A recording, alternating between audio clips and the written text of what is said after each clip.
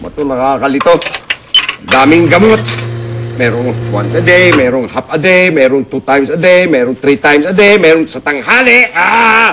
Ba't hindi nyo lang gawin yung ginagawa ko? Lagukin nyo lahat para tapos ang kota nyo for the day. Oo nga, ano. Totally, isang katawan lang naman lang pinapasukan, ano. Ay, sige nga.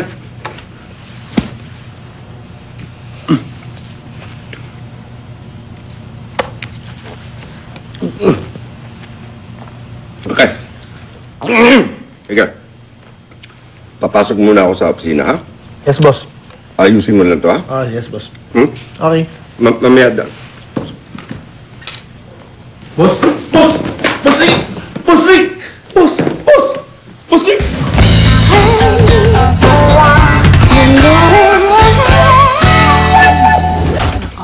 Uy, sino saan yung pwede magbantay kay Boss Rick sa ospital? Hanap kasi ng karelyebo si Charm eh. Ang yaman-yaman ni Boss Rick eh. Ba't hindi na lang siya mag-hire ng private nurse o kung hindi, caregiver? Kasi ayaw naman ni Boss Rick kumuha ng nurse kung hindi maganda. Yung miss naman niya, ayaw ko masyadong maganda. So tingin ko, sa inyong tatlo, pwede kahit sino, pasado kay Mrs. Eh, di misis na lang niya magbantay. Nakoy, walang tiwala naman si Boss Rick sa Mrs. niya. Oh, May tiwala si Bossing sa amin? Charm, narinig mo ba yon? Anong sabi ni Boss Rick? Tinanong mo siya? Charm!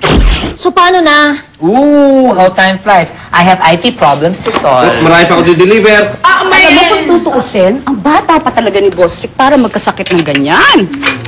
That's why I think it's important to have a healthy lifestyle, to eat healthy foods, especially those rich in antioxidants. That's why I have at least 2 cups of coffee every day. It's a delicious way to help fight the early signs of aging, I tell you. So, Ma'am Carol, you are strong enough para po magbantay kay Boss Rick sa ospital? You're talking about me? Me? Ano yun?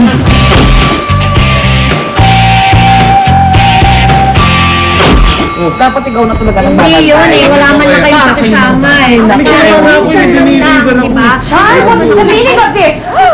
Carol, naisip ko kasi, if the caregiver cannot go to the hospital, then the hospital can go to the caregiver. Parang din tayo nahihirapan sa pag-relevo sa pagbabantay kay Boss Rick. Charm, tinakas mo si Boss Rick.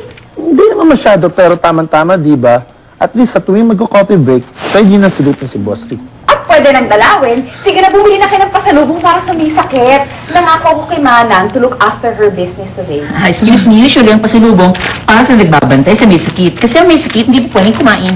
Akin na yung pasalubong ngayon dahil ako ng next bantay. Ako na! Ako na! Ako na! Ako!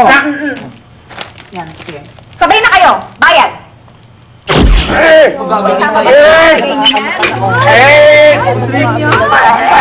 Carol!